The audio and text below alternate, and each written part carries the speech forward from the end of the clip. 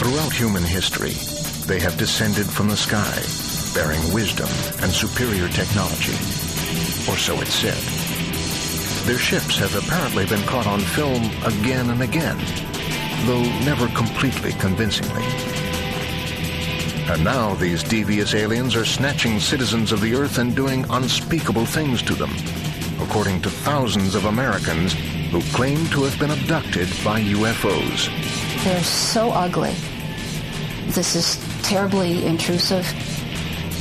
People have sperm taken, eggs taken, fetuses implanted in them, removed from them. Scientists don't take reports of alien abductions seriously because there is no physical evidence, and there is no physical evidence because they don't actually exist. Are extraterrestrials really coming to Earth and interfering with human affairs, or even interbreeding with us? Examine the most compelling evidence of UFO visitations with believers and skeptics alike. You can see clearly a shining object, looks metallic. Much of what people believe about UFOs and alien abductions is cultural. It's psychological. It's not out there, it's in here. You decide, as science and the supernatural collide in our crowded skies.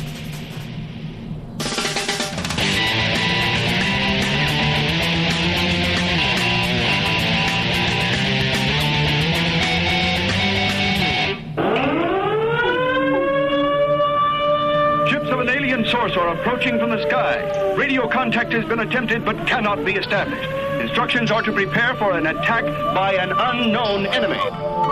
Our modern love-hate relationship with unidentified flying objects and their alien pilots has been going on for more than 50 years now.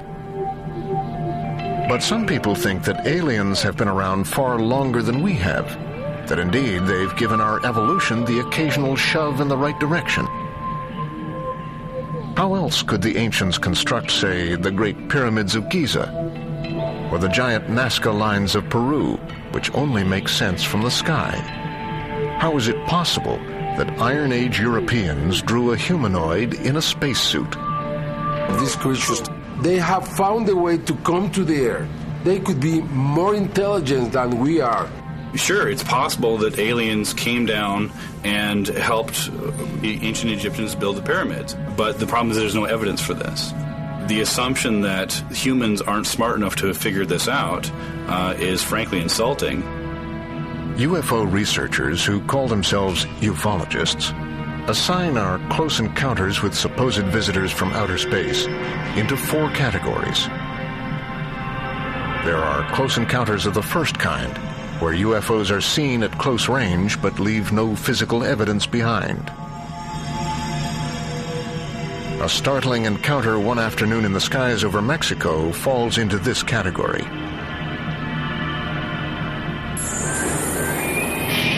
Early afternoon, March 5th, 2004.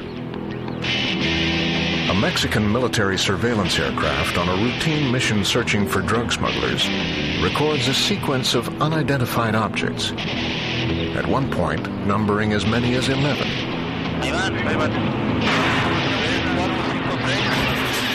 On the plane's infrared sensing system, the UFOs appear as bright points of light, but show no detail or structure. The airmen frantically search the skies for whatever is apparently flying alongside, but they can see nothing. There's only the infrared signal of something powerfully hot. Air traffic controllers say that they can see nothing unusual on their radar screens. In the end, the plane lands with the crew, air traffic control, and the military apparently clueless as to what has happened. We'll examine this close encounter of the first kind in greater detail later. But first, the other types of encounters. Close encounters of the second kind entail UFO sightings accompanied by physical traces of their visit. Many have argued that the famous crop circle phenomenon falls into this category. People spot eerie balls of light over fields of wheat, and later find crops flattened into spectacular formations. Recently, strange circular formations in grass have been associated with UFO sightings in Mexico. Then, of course, there are the famous close encounters of the third kind. This involves actual contact, often by speaking telepathically to alien beings. At the far end of the spectrum are those who have had close encounters of the fourth kind, also called alien abduction. When I regained consciousness, I was on a table. From the first, Hollywood latched on to the idea of big-eyed brutes from beyond doing nasty things to us. But for those who believe they've been through the real thing, it's absolutely terrifying. They're so ugly, and they're repulsive. And sometimes I wish I could think, oh, gee, it's a dream. You know, this isn't happening, but it is happening.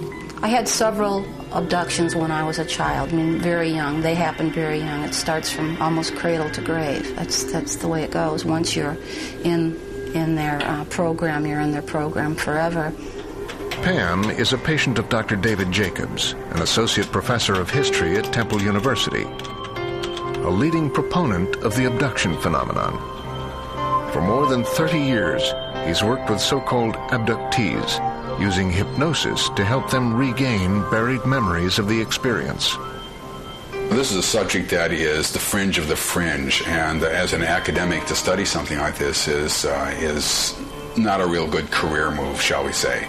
But one does not have the opportunity to participate in the understanding of a phenomenon of potentially enormous importance very often in one's life. Jacobs believes that at least 5 million Americans have been abducted by aliens and has heard hundreds of abduction tales, remarkably similar ones. I'm sleeping. I have a sense that the room is very still. Sometimes there's a crispness in it. I don't know how to describe that, but there's a different feeling in the room. And then the sound starts in my ear with the like that, and it goes on.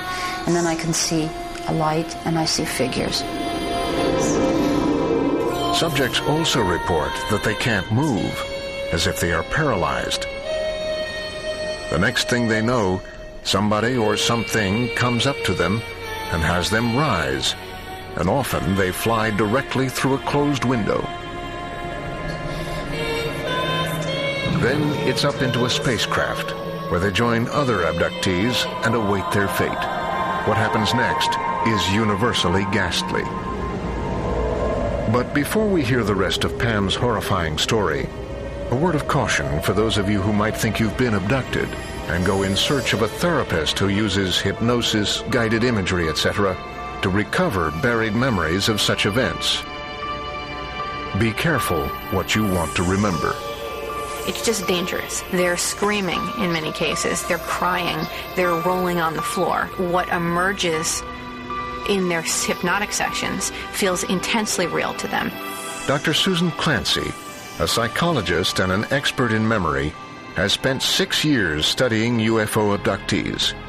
She believes that abduction memories are not recovered in therapy, they're created there. Every abductee I worked with obtained their memories through hypnosis or what they called guided imagery. I don't know anybody that spontaneously developed memories of being abducted by aliens. Abductees often appear rational and sane, and most are acutely aware that their stories sound fantastic. But they counter, why would anyone choose to remember such painful events? We'll take a trip into the human psyche to answer this question and find some startling biological answers. We'll also re-examine the Mexican Air Force's amazing infrared footage to see if there might be a more down-to-earth explanation. Let's start with the basics. How did the obsession with UFOs begin? Perhaps not surprisingly, the modern era of UFO watching heated up during the first years of the Cold War. as people were craning their necks skyward, fretting about spy planes and incoming missiles. The event that really kicked off the craze took place in June of 1947. Kenneth Arnold was flying his private plane through the Cascade Mountains in Washington state when he saw a bright blue-white flash in the distance. He looked out and apparently saw some unknown objects weaving in and out of the mountain peaks at high speed, flying with incredible agility. Arnold told his story to a local newspaper, and the flying saucer craze was born. Later that year came a watershed UFO event, the incident that refuses to die, its name spoken with reverence by believers and annoyance by skeptics. Roswell. Strange debris was found on a ranch outside of Roswell, New Mexico, near a U.S. Army airfield. The next day, a local paper ran with the scoop, boldly announcing that the Army had an alien spacecraft on its hands. The military quickly countered that the debris was actually just the remains of a weather balloon. But the damage was done. It didn't help that they were covering something up. The so-called weather balloon was actually a secret test of a new spy balloon. It was the birth of a new era. Post-Roswell, thousands of UFOs have been reported, and conspiracy theories have been spun with wild abandon. And there are the photographs and videos, lots and lots of them, some of them not quite as convincing as others. In the annals of UFO sightings, not many incidents can match the day that darkness at midday fell over Mexico City, and not one, but dozens of people caught something out of this world on tape. July 11th, 1991. A total eclipse of the sun begins to dim the skies over Mexico City. Hundreds of people pointed their video cameras upward to capture the event. For UFO researcher Guillermo Arguin, it was a remarkable sight. I went up to my roof to shoot the event. When I saw a shining light in the sky, I focused my camera. I understand that what I filmed is an oscillating UFO, not a planet or a star. Arguin was not alone in what he recorded. Sergio Fuentes was celebrating the eclipse with his family when he too turned towards the sky. My wife and kids insisted that I don't look directly at the sun without wearing any protection. I paid attention to them, and I tried to continue filming everything that happened. I kept holding the camera, making sure it was pointing at the sun. Later, when Fuentes checked the tape, he was amazed to find that he had filmed a UFO. Over the next several days, reports of UFO sightings flooded in, causing a media frenzy.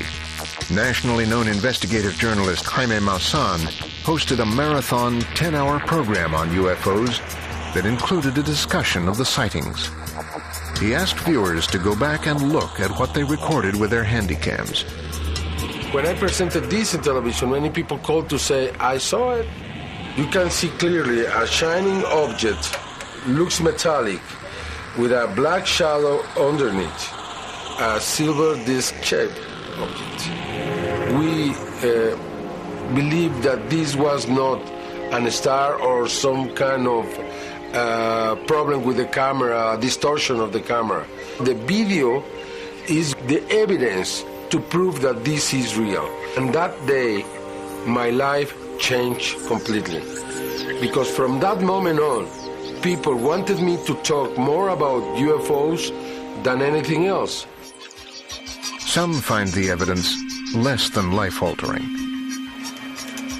Writer and skeptic Mario Mendez Acosta debated Maussan over the 91 eclipse sightings, and he thinks that the national obsession with UFOs has more to do with Maussan himself than any visitations from outer space. Just imagine that your most widely known TV anchorman suddenly became converted into a UFO full-time believer. I think the United States, they would have fired him. it's the complete futility of all these matters that really appalls us, you know? Appalling or not, 13 years after the eclipse, Maussan still runs a weekly show, and his devoted viewers continue to send in supposed UFO videos. The Mexican people embrace this phenomenon, and they have been able to produce more evidence than any other country in the world. Indeed, they have. Mexico is now a hotbed of UFO research and a prime location for observing questionable things in the sky. Groups of amateur ufologists regularly give up a night's sleep to try to make contact with the lights in the sky, meditating on them, flashing lights at them.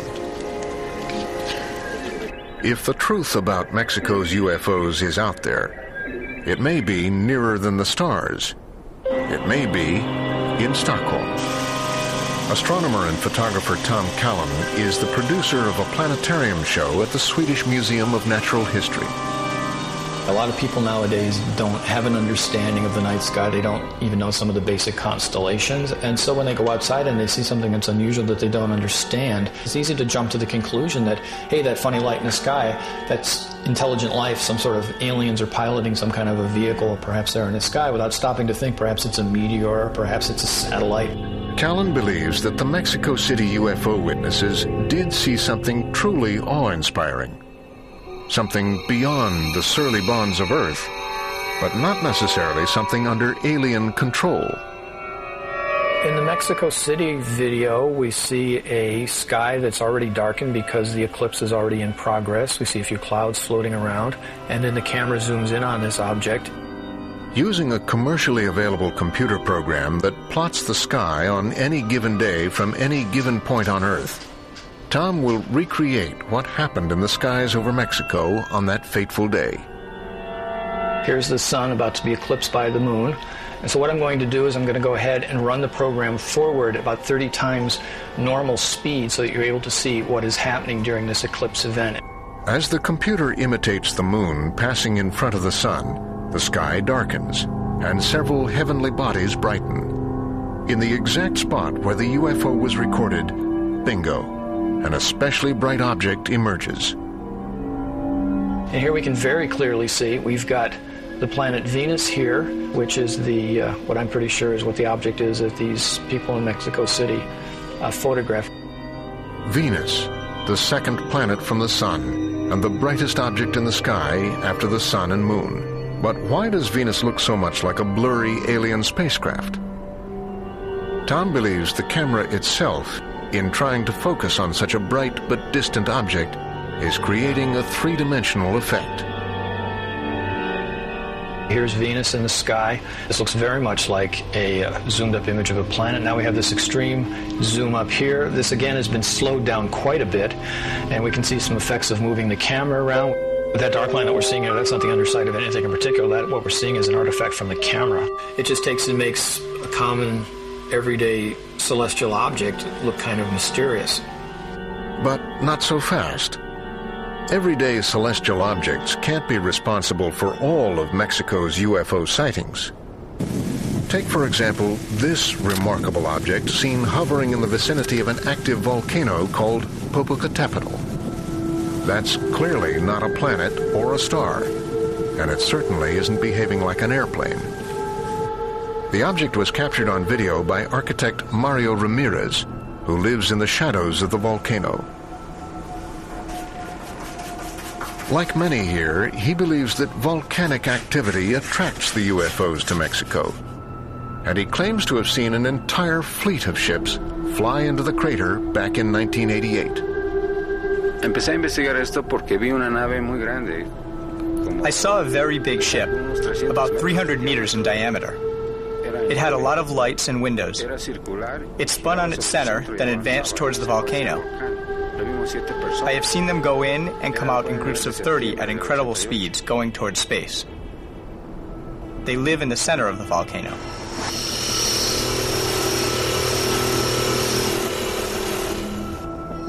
Back in 2000, Ramirez was studying a stone formation near the volcano that he thinks is some sort of ancient astronomy textbook, when something caught his attention. Estaba yo aquí en esta piedra, haciendo observaciones con el cerro Tlapaltepec. I was here at the rock, making observations of Popo. I set up my camera, and then I saw a flash. And I wondered, why am I seeing a flash from the mountain? What Ramirez eventually records appears to be an object that hovers over the distant mountain. I looked up, and there was a UFO up in the clouds. I thought that they were trying to communicate with me. It remains aloft for nearly 2 minutes before disappearing behind the peak. What does our professional wet blanket, Tom Callan, think of this intriguing object? The volcano video. That, to me, looks very much like a zoomed-in image that, for all intents and purposes, is probably a large bird. And if you look at it, it appears to be flapping at the same time, as if there are extensions on it that are flapping, and that's something that I wouldn't expect in some kind of a extraterrestrial vehicle of any kind either. Of course, not all unidentified flying objects are simply cases of mistaken identity.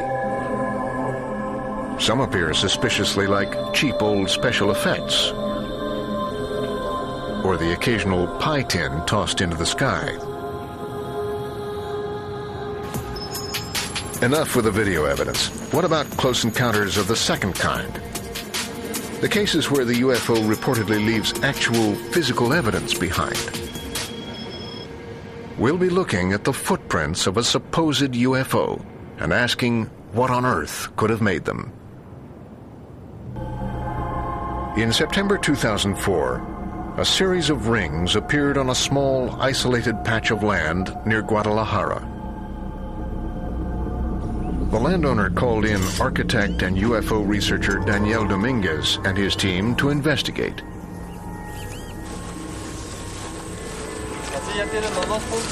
They spent a few nights observing the field, and sure enough, a spherical light appeared.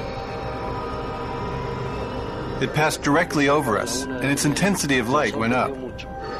Then the light got lower, and it continued its trajectory. Dominguez claims that the light made changes in the grass that no man-made object could cause. For 4 weeks, they've been mapping out the circles and measuring their growth. They're also taking soil samples to test for radiation, which Dominguez believes caused the circles. We got this sample on September 17th. As you can see, the grass has a greener tone, and the blade's width is bigger than the rest of it. And this shows us that it was subjected to this radiation. From the evidence we've gotten, I'm inclined to think that these circles are products of a light energy that is produced by an object that comes from further away than the stars. But Dr. Laura Guzman thinks the answer may be really down to earth. She is a mycologist at the University of Guadalajara, Mexico's first lady of fungus, so to speak. But what on earth does fungus have to do with UFOs? This is a very big piece of mycelium growing around maybe a piece of wood or root. Eureka! Fungal mycelium. Why should we care? Because mycelium grows outward from a central point in rings, often called fairy rings. Some fungi will create a ring of dead grass, but others will actually fertilize the grass and cause it to be greener and lusher in the circle than in the surrounding area, especially if it's being fed by rotting organic matter like dead tree roots. These pieces of wood stimulate the growth of the fungi, and that's why sometimes there are many fairy rings growing, because there are wood under the soil. In my scientific opinion, I think that the thing that causes the fairy rings is a fungus, and there is no another explanation. But there are actually many thousands of fungi found in soil, and only 50 are known to cause the rings. To confirm that this is a fungus responsible for fairy rings, Dr. Guzman takes the sample back to her lab and puts it under the microscope. She looks for a telltale sign, a small protrusion on individual fungal cells, and confirms her suspicions. The fairy rings that we saw today were formed by fungi. What about Dominguez's claim that these rings were caused by radiation from the UFO? Dr. Guzman had the sample tested and found no elevated levels of any radiation. So this close encounter of the second kind turns out to be a close encounter of the mushroom kind. Mexico is awash in encounters of the first, second, and third kinds. Although the third type, the actual encounter with aliens, is virtually always achieved through mental telepathy and heavy use of flashlights, making the contact a bit hard to verify. Curiously, though, almost no one in Mexico has reported being abducted by aliens. This is in sharp contrast to the neighbors up north. According to some polls, millions of Americans have been taken into UFOs and poked, probed, and even impregnated. Why this division, north and south of the Rio Grande? This sort of thing is a culture-bound belief. I mean, presumably, if aliens are in fact abducting people, they're not simply abducting Americans, but presumably Mexicans and Brazilians and Portuguese at the same rates. I'd be the happiest person in the world if someone would say that this really isn't happening, this is some kind of who knows what, and I'd be very happy, but unfortunately I've been involved for so long. But before we enter the terrifying world of alien abduction, let's return to that strange event recorded by a Mexican military aircraft on infrared. Nearly a dozen unidentified objects for which the military could find no explanation. Could this be definitive proof of alien visitations? On that fateful March afternoon in 2004, a routine military flight became a frantic effort to identify objects that seemed to be flying parallel to the plane. Invisible to radar and the naked eye, they were visible only in infrared. The Mexican military released the infrared records of the flight's encounter with unidentified objects, creating a sensation in the media. Captain Alejandro Franz of the Mexican UFO research group Alcyon decided to investigate for himself. Franz is a sort of skeptical believer. Though he thinks UFOs have visited Earth, he feels that investigators must rule out all alternative explanations before reaching a conclusion. I have been investigating these things because almost 90% of the times they are not UFOs. They are human-made, or they are planets or asteroids or many other things that can be identified. A pilot himself, Captain Franz wants to recreate the flight path of the military plane. Then, at the point where the crew encountered the UFOs, turn the plane directly toward the UFO sightings, because he thinks the objects might still be out there. The plane takes off from Villahermosa and climbs to 11,000 feet. Heading almost due east. We are now at the same altitude that the airplane was. So now we need to go to the first track point and go east, following the track until 89 degrees west longitude. To keep the same track of the military plane. The plane reaches the first point of contact with the UFOs. Franz instructs the pilots to head northwest, the same direction that the infrared camera was pointing. He's seen lights out that way before, and thinks he knows exactly what the military was tracking.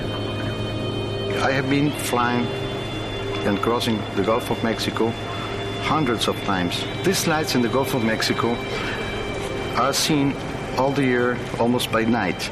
Any pilot could see them in good weather conditions and good visibility. You could see them from 140, 150 miles out. About 60 miles out from shore, and nearly 100 miles from the last contact point, Franz spots what he's been looking for. The massive offshore oil well complex known as Cantarell. Even at 15,000 feet, the structures appear enormous. Drilling platforms can be as high as 40 stories.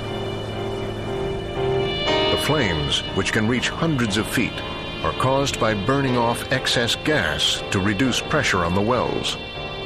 So they are there. I felt happy because I was confirming my theory. It's completing part of my investigation, and it's giving me support to keep investigating more. Franz feels sure that this is the source of the infamous UFOs. But could these fires really have registered some 100 miles away on a military plane's infrared surveillance system? And why do they appear to be flying? Jim Seffron seemed to be the guy to ask. He teaches and certifies infrared technicians and uses the technology himself to examine oil refineries and oil well platforms. First of all, we haven't established that these objects are flying. Some might get a sense here that the objects are moving. In fact, this is an optical illusion which is created by the clouds moving with respect to the objects, not the other way around. It's likely that what we're seeing is a very hot source of heat. And in this case, since we're out over the ocean, a reflection of that heat off of the surface of the ocean. It could be the flame and some of the smoke, or it could be just the flame. I would like to believe that there may be UFOs, but I just don't see evidence of that here. It's one thing to refute cold clinical evidence of UFOs captured on video or infrared. It's an entirely different thing to deal with compelling first-hand testimony of contact with aliens, especially if that contact is utterly brutal, with terrifying implications. What are we to make of people who have vivid memories of being abducted and subjected to bizarre medical and sexual procedures? If abduction scenarios are real, and advocates claim that millions of people show signs that they are, then a sinister threat beyond anything humans have imagined is upon us. But is it real? For the past 50 years, thousands of people have come forward to report that they have been abducted by aliens. But abduction proponent David Jacobs thinks this is just the tip of the iceberg, based on a survey he helped conduct in 1992. If you ask people, have they been abducted, about 1 million will say yes. But in fact, most people don't know that they've been abducted because the phenomenon is forgotten almost as soon as they return from the event. Apparently, the extraterrestrials try to block people's memories of the abduction, but it's an imperfect block. Hypnosis, Jacob says, can unblock those memories. Some people remember parts of abductions, they remember sequences of abductions, and they remember whole abductions. Hypnosis, for reasons that we do not understand, sort of opens the gates, and suddenly people start to remember the long-term memory that is remembered in an odd way for the first time. So the only way that they've been able to remember this is by getting into a really relaxed, focused, psychological state. What they remember is remarkably similar. Pam's experience is typical. She finds herself awake but immobilized in bed. Small gray beings conduct her up to a waiting spacecraft. There, she joins others in a waiting area. Oftentimes I look around and I think that the other people that are sitting there look like they're really out of it. And Dr. Jacobs will tell me, well, they're probably looking at you thinking that you're really out of it too. Sometimes there are lessons. Sometimes there are physical examinations, and worse. The little gray guys are the escorts, and they're just little guys, and they have big eyes, and they're very, very thin. Then there's the taller ones that look like them, but are more intellectual. Generally, it starts with a staring procedure, and they stare at you, and the staring procedure lasts for a long time, and all you can see generally are these huge eyes, and you're lost in it. Sometimes it's an information dump. Sometimes they're doing physical things to you. Sometimes while they're doing that, someone is putting an instrument up one's nose or in the ear. And sometimes it's very painful. Sometimes they botch it. And sometimes things turn truly sinister. People have sperm taken, eggs taken, fetuses implanted in them, removed from them. Well, what I believe happens, and even at my age happens still, is that they take an embryo, which is a combination, once again, of us and them, and they insert it in us, and we carry it for about 10 weeks, and then they take it out. And then what they do with it, I've seen where they have bottles, these big bottles, and then they have these little ones suspended. Pam is not alone. Thousands report nearly identical memories.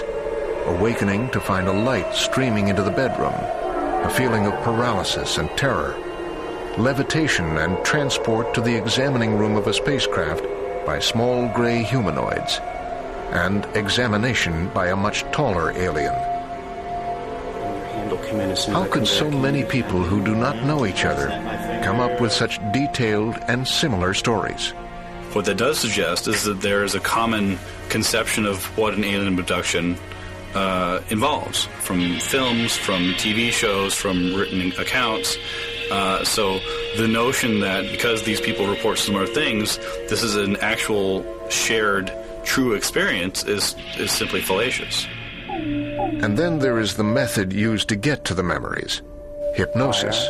For a long time, hypnosis was thought to be a near magical window into people's memories. More recently, it's been discovered that hypnosis may be far more effective in creating memories than retrieving them. In a state of hypnosis, people are highly suggestible and eager to please the hypnotist, as anyone who has seen a hypnosis stage act knows. You know what? I'm looking right now. This lady right here has your canary. You might want to go and ask for it back. Go and ask her to give you your canary back right now. Can I have my canary back? Please. This can be quite entertaining when done in fun, but has the potential to do enormous harm in therapy. Dr. Susan Clancy has spent 6 years working with people who've recovered memories of UFO abduction while under hypnosis. She is certain that these so-called memories were created in therapy, not uncovered. Recent studies have shown that highly suggestible people will produce whatever memories the hypnotist is asking for. So everyone put your sun cream on now. Make sure you cover your arms, cover your face as well. The truth is, you're susceptible to cues that are given to you by the environment or by the hypnotist himself. You might want to wrap your arms around you. You might want to huddle up. You're feeling colder and colder and colder. Ooh. It's just too difficult because you will develop memories that feel real, and neither you nor your therapist will be able to distinguish between whether the memories correspond to reality or not. Jacobs counters that he never leads a patient to recover memories of abduction. Obviously, I, as the hypnotist, am quite aware of those problems. And most people who come to me are aware of those problems as well. They don't want to be led. They don't want to pick up things in popular culture. Once you control for them, once you can understand what the difficulties with hypnosis are, once you can figure out a methodology which takes that into account and controls for it, then you begin to get these stories that come out that are just extraordinary. These people that come to them because they believe that they may have been abducted by aliens, and they believe it enough to go seek out somebody who is going to help them validate this. That's enough right there. But why on earth would people choose to believe that they'd been abducted and violated by extraterrestrials?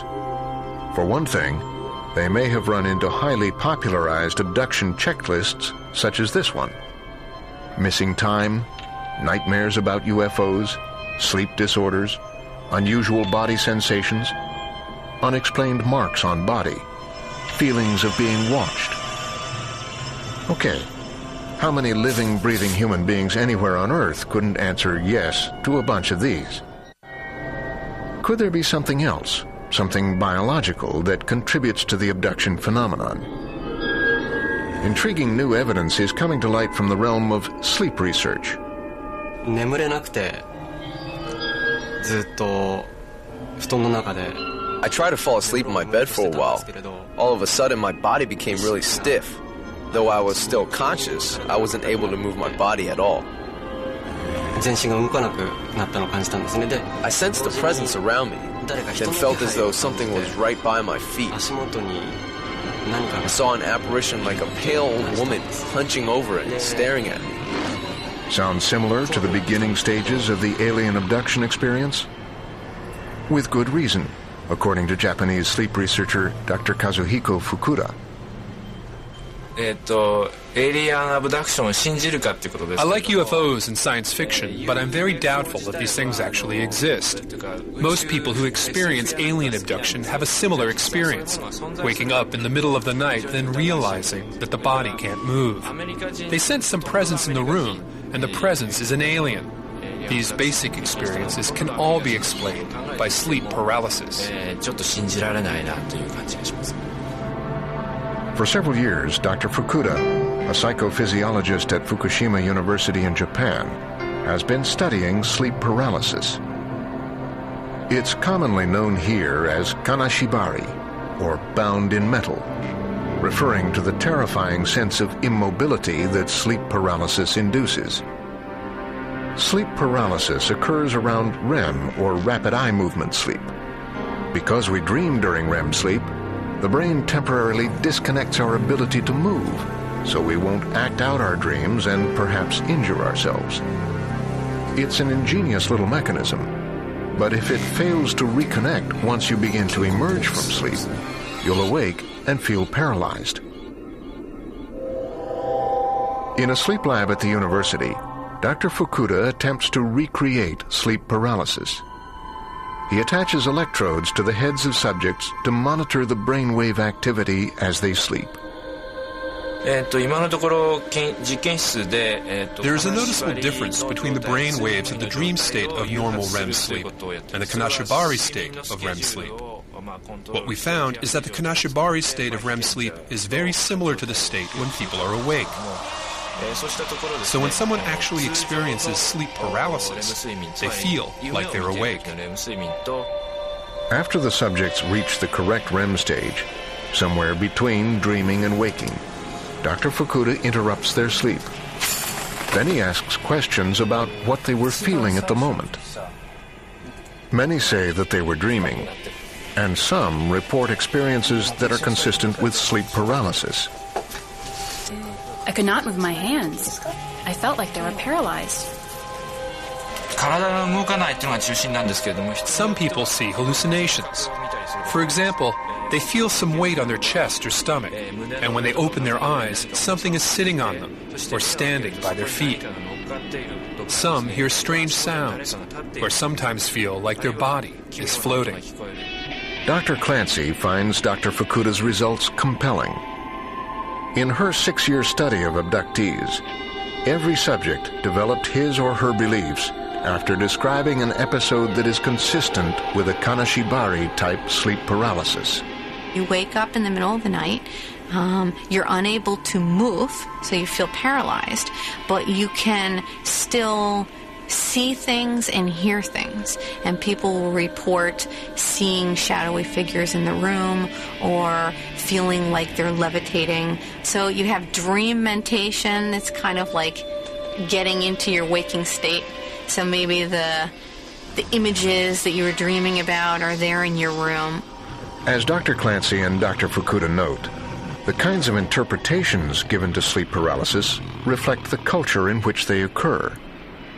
Kanashibari has been widely accepted in Japan. In the 1700s, the British feared a demonic incubus that attacked women as they lay in bed, unable to move.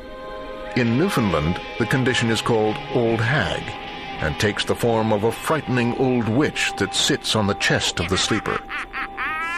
In China, it's been known for centuries as ghost oppression. In Zanzibar, it's called popobawa, a flying cycloptic dwarf. For a present-day American culture awash in UFO beliefs, perhaps it's natural for sleep paralysis to be interpreted as alien abduction. But the question remains, what could anyone gain from believing something so terrifying that aliens had abducted and violated them? What is not often talked about is that there are huge positive benefits, that there's something bigger than us, something technologically superior that's out there. And it gives people a new outlook on their lives and the purpose of their lives and the world we live in. And that is an enormous benefit that I don't think has been really touched on by abduction researchers. I think they're sort of tone deaf to the positive benefits occurred from these experiences. Close encounters of all varieties seem to be plaguing us with increasing frequency as time goes on. But does that mean they're genuine? If the aliens want to be seen, why not land on the White House lawn or at the Vatican? If they don't want us to realize that they're here, wouldn't they have the technology to hide from us? Wouldn't their mind blocks be impervious to our primitive hypnosis techniques? Then again, how could so many people be wrong? There's a goal to this program, and what they say it is an integration into the society, not necessarily by the gray aliens, but by these hybrid beings who look quite human. What if these creatures are real?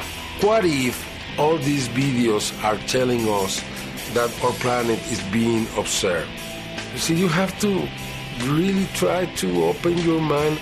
The striking lack of evidence tells me that much of what people believe about UFOs and alien abductions is cultural. It's psychological. It's not out there. It's in here. It's time for you to decide. But keep in mind this little tidbit that the history of civilization has bestowed on us. Keep it simple. Where a down-to-earth explanation suffices, why resort to out-of-this-world ones?